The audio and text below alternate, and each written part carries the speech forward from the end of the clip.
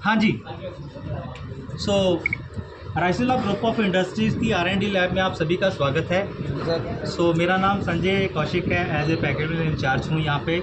Madam Sonia रतन जो हैं हमारे R&D हेड हैं, उनके बिहाफ में मैं आपको बताने जा रहा हूँ कुछ चीज़ें कि यहाँ पे ऑयल को प्रोसेस कैसे करते हैं और ऑयल को टेस्ट कैसे करते हैं और कौन कौन से इक्विपमेंट्स हमारे इस R&D लैब में अवेलेबल हैं। सबसे पहले आता है कि जो ये देन है हमारे डॉक्टर AR शर्मा जो यहाँ के CMD हैं, उन्हीं की देन है कि आज अगर इंडिया में सबसे ज़्यादा मतलब हेल्दी ऑयल किसी को मिल रहा है, जिसको राइसमान फिज़िकली रिफाइंड ऑयल बोलते हैं, तो राइसमान ऑयल बोलते हैं, तो वो उनका आविष्कार है ये। और जो उससे बड़ी बात है कि गामा ओरिजिनल भी उन्हीं का आविष्कार है जी।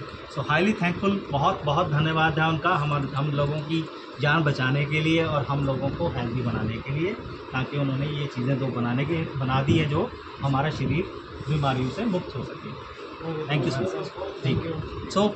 पहली चीज़ आती है, ये पैडी होती है जिसको हम धान कहते हैं, खेतों में होता है, तो इसको सेलर में भेज दिया जाता है। सेलर में जाता है ये, तो उसका छिलका उतारने के बाद ऐसा हस्क होता है। उसके बाद छिलका उतारने के बाद ऐसा एक चावल निकल आता है, जिसके ऊपर छोटी सी ब्राउन की पत्थर होती है, ब्राउन सा राइस होता है, उसके ऊपर छोटी सी पत्थर होती है जिसमें तेल होता है, जिसको हम राइस ब्रांड बोलते हैं, पाउडर बोलते हैं, ठीक है, जिसमें तेल होता है 10 to 30%। हाँ जी, 10 से 30% तक तेल हो सकता है इसमें। इस डिपेंड करता है कि हमारे पास ब्रांड और चावल कैसे। चावल ऐसा निकल आता है। उसके बाद जब ये ब्रान उतर जाता है, तब यहाँ पे आके क्या होता है कि ब्रान की हम पैलेट्स बनाते हैं अपने सॉल्वेंट में लाते हैं।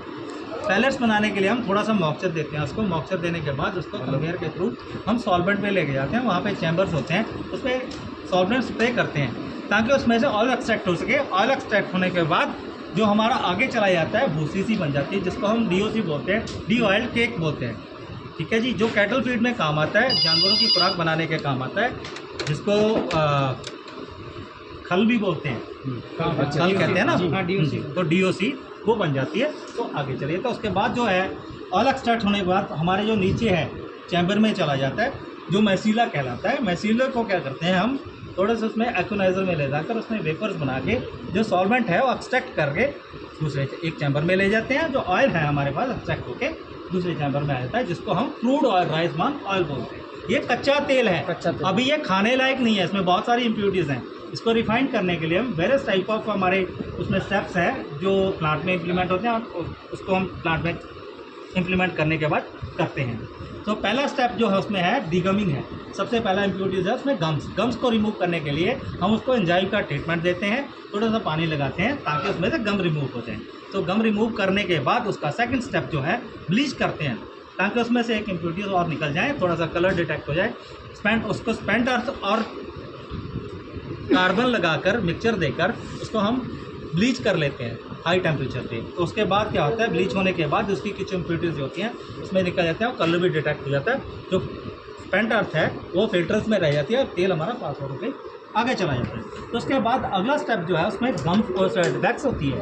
तो वैक्स रिमूव करने के लिए उसका हम टेम्परेचर लो करते हैं, टेम्परेचर घटाते हैं। टेम्परेचर घटाने के बाद जो है हम प्रोसेस करते हैं, तो उसको फिल्टर बैस में डालते हैं। जो वैक्स जो होती है वो फिल्टर बैस में रह जाती है और जो ऑयल है एक्सट्रैक्ट होके आगे निकल जाता है।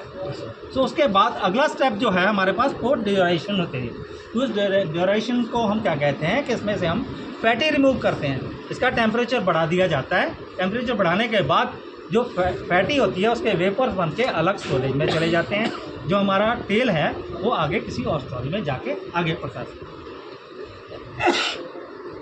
उससे अगला स्टेप जो है अभी उसमें वैक्स रह जाती है। वैक्स को रिमूव करने के लिए अब उसको हम ठंडा करते हैं, 10 डिग्री से नीचे टेम्परेचर लेके आते हैं प्लांट में कैस्टलाइजर के थ्रू।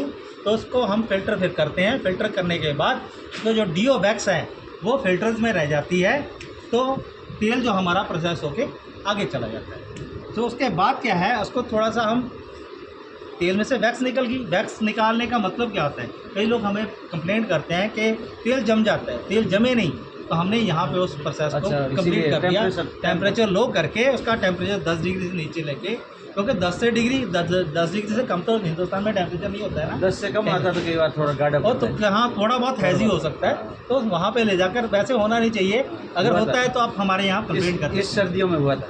हाँ थोड़ा ज़्यादा ही टेम्परेचर लो चला जाए तो हम कह नहीं सकते। सो वहाँ पे हम वेंट्राइज जो वैक्स है मैंने आपको बताया वो रिमूव कर दी जाती है। सो के बाद हमारा पास स्टेप बन जाता है कि आगे जाके उसमें फैटी थोड़ी सी और होती है, उसका टेम्परेचर बढ़ाया जाता है ताकि वो फैटी रिमूव हो जाए। उसको टेम्परेचर बढ़ाने के बाद जो फैटी होती है वो वेपर्स बन के अलग स्टोरेज में चली जाती है और हमारा फाइनल प्रोडक्ट जिसको हम फिजिकली राइस ब्रान ऑयल बोलते हैं, this is physically refined rice bran oil, it's ready to for step. ये कितने स्टेप हो गए टोटल? ये 7 स्टेप होते हैं जी, ये 7 स्टेप होते हैं जो प्लांट पे हमारे चलते हैं। सो यहाँ के जो प्रोसेस है हमारे वो 3-4 प्रोसेस। अच्छा ये बाहर का है? हाँ जी, नहीं ये बाहर का नहीं है, ये हमारे सॉल्वेंट का प्रोसेस है। ठीक है, ये वाला जो प्रोसेस है ये सेलर का प्रोसेस है। अच्छा ये सेलर में हमारे पास जो आता है ये सिर्फ पाउडर मिलता है वहाँ से। ठीक है जी, उसको प्रोसेस करके हम ये चीज़ें दो निकालते। सर इसमें शुरुआत जब हाई टेम्परेचर आपने बोला था, हाँ जी हाँ, हाई टेम्परेचर इसके ऑर्गेनिक खत्म नहीं होते? नहीं होते सर, बिल्कुल नहीं होते। लॉ में जैसे अभी इसको 200-250 टेम्परेचर 200 टेम्परेचर के करीब अभी जैसे है ना, ताकि इसकी प्रॉपर्टीज डैमेज नहीं हो, उसमें से कोई प्रॉपर्टीज की डैमेज नहीं होती। तो वेरियस टाइप ऑफ इक्विपमेंट्स जिसको हम चेक करते हैं वो हमारे पास सबसे पहला जो इक्विपमेंट है वो GC है, जिसको गैस क्रोमैटोग्राफी बोलते हैं, जिसकी